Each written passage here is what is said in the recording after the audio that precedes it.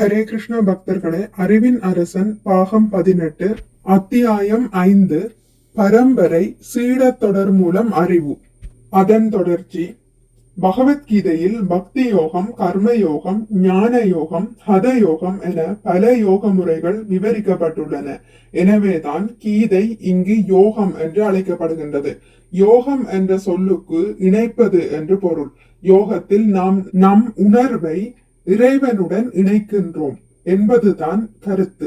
இறைவனுடன் மீண்டும் சேர்வதற்கான அல்லது அவருடன் நம் உறவை புதுப்பித்துக் கொள்வதற்கான ஒரு வழியே யோகம் என்பது. கிருஷ்ணரால் வழங்கப்பட்ட இந்த யோகம் காலப்போக்கில் இழக்கப்பட்டு விட்டது. இது எதனால்? அர்ஜுனனுடன் ஸ்ரீ கிருஷ்ணர் பேசிக் கொண்டிருந்த அந்த காலத்தில் கற்றறிந்த சான்றோர் யாரும் இருக்கவில்லையா? இல்லை. பற்பல முனிவர்கள் அன்றும் இருந்தனர். இழக்கப்பட்டது என்பதால் பகவத்கீதையின் உட்பொருள் இழக்கப்பட்டது என்பதே பொருட்படுகின்றது. தங்களது மனம் போன போக்கில் ஆராய்ந்து அறிஞர்கள் பகவத்கீதை பற்றிய தங்களது சுயமான கருத்துரைகளை அளிக்கலாம். ஆனால் இவையெல்லாம் பகவத்கீதை அல்ல. இந்த விஷயத்தை தான் கிருஷ்ணர் அறிவுறுத்துகிறார். கீதையின் மாணாக்கர் ஒருவர் இதை கவனிக்க வேண்டும். பௌதீக கண்ணோட்டத்தில் ஒருவர் பெரும் அறிஞராக இருக்கலாம்.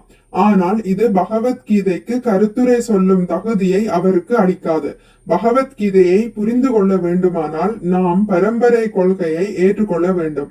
பகவத்கீதையின் உள்ளுணர்வில் நாம் உட்புக வேண்டும். வெறும் ஏட்டறிவு நோக்கத்துடன் கீதையை அணுகக்கூடாது. எல்லோருக்கும் இடையே இந்த ஞானத்தை பெறுபவனாக அர்ஜுனனை ஏன் பகவான் தேர்ந்தெடுத்தார்? அர்ஜுனன் பெரும் அறிஞனோ, யோகியோ, தியானம் செய்யும் முனிவனோ, துறவியோ அல்லவே. போரிட தயாராகி கொண்டிருந்த ஒரு போர் வீரன் அல்லவா அவன். பல அறிஞர்களும் முனிவர்களும் அந்த சமயத்தில் வாழ்ந்து கொண்டிருந்தனர். ஸ்ரீ கிருஷ்ண பகவான் பகவத்கீதையை அவர்களுக்கு உபதேசித்திருக்கலாம். சாதாரண மனிதனாக இருந்தாலும் கூட அர்ஜுனன் ஒரு பெரும் தகுதி பெற்றவனாய் இருந்தான் என்பதே பதில். பக்தோஷிமே சஹாசேதி, நீ எனது நண்பனும் பக்தனுமாய் இருக்கிறாய். இதுவே அர்ஜுனனுக்கு இருந்த, ஞானிகளுக்கு இல்லாதிருந்த தனித்தகுதி.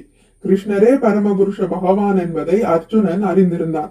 அவரை தனது ஆன்மீக குருவாக ஏற்று அவரிடம் சரணடைந்தான் அர்ஜுனன். பகவான் ஸ்ரீ கிருஷ்ணரின் பக்தனல்லாத ஒருவன் பகவத்கீதையை புரிந்து கொள்வது இயலாத காரியமே. பகவத்கீதையை புரிந்து கொள்ள வேறு முறைகளில் உதவி பெற முடியாது. பகவத்கீதையில் விதிக்கப்பட்டுள்ளபடியே அர்ஜுனன் உணர்ந்தது போல் உணர்வதாலேயே அவன் புரிந்து கொள்ள வேண்டும்.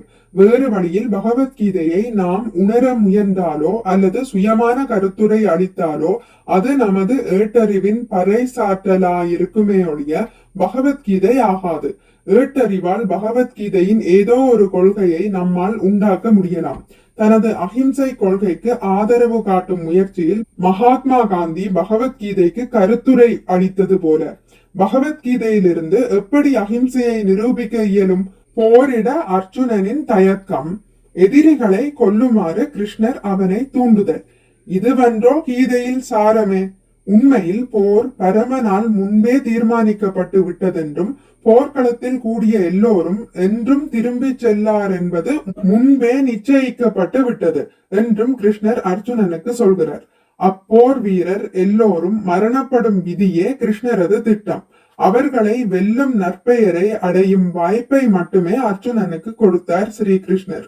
போரிடுவது ஒரு தேவை என பகவத்கீதையில் அறிவிக்கப்பட்டிருந்ததால் கீதையினின்று அஹிம்சையை நிரூபிப்பது எவ்வாறு சாத்தியம்? அத்தகு கருத்துரைகள் பகவத்கீதையை திரித்து உரைப்பதற்கான முயற்சிகளே ஆகும். ஒரு தனி மனிதனின் சுய நோக்கத்திற்கு ஏற்ப பகவத்கீதை கருத்துரைக்கப்பட்ட உடனேயே அதன் லட்சியம் இழக்கப்பட்டு விடுகின்றது. நமது சுய விவாத ஊக அறிவின் பலத்தால் வேத இலக்கியங்களின் முடிவை அறிந்து கொள்ள முடியாது என்று கூறப்பட்டுள்ளது. நமது ஊக அனுமான அறிவின் எல்லைக்குள் வராத விஷயங்கள் பலவும் இருக்கின்றன அல்லவா? சாஸ்திரங்களை பொறுத்தவரை பூரண உண்மையை பலவிதங்களிலும் விவரிக்கும் பல்வேறு நூல்களை நாம் காண்கிறோம். இவை எல்லாவற்றையும் நாம் ஆய்வோமேயானால் குழப்பமே உண்டாகும். பற்பல கருத்துக்கள் கொண்ட பற்பல தத்துவ ஞானிகளும் ஒருவரோடு ஒருவர் ஒவ்வாத கொள்கைகளை உடையவராக இருக்கின்றனர். நூல்கள் பலவற்றை கற்பதாலும் தத்துவ கொள்கைகள் மற்றும் ஊக விவாதங்களாலும் பரம உண்மை உணரப்பட முடியாததாயின் அதை அடைவதுதான் எங்கனம். உண்மை என்னவென்றால் பூரண உண்மை பற்றிய அறிவு மிக ரகசியமானது என்பதே. எனினும் வல்லுனரை பின்பற்றுவோமேயாயின் இதை உணர்ந்து கொள்ள இயலும். ஹரே கிருஷ்ணா. இதுடன் முடித்துக் கொள்கிறேன். இனி அடுத்த பதிவில் இதன் தொடர்ச்சி தொடரும். மிக்க நன்றி. ஹரே கிருஷ்ணா.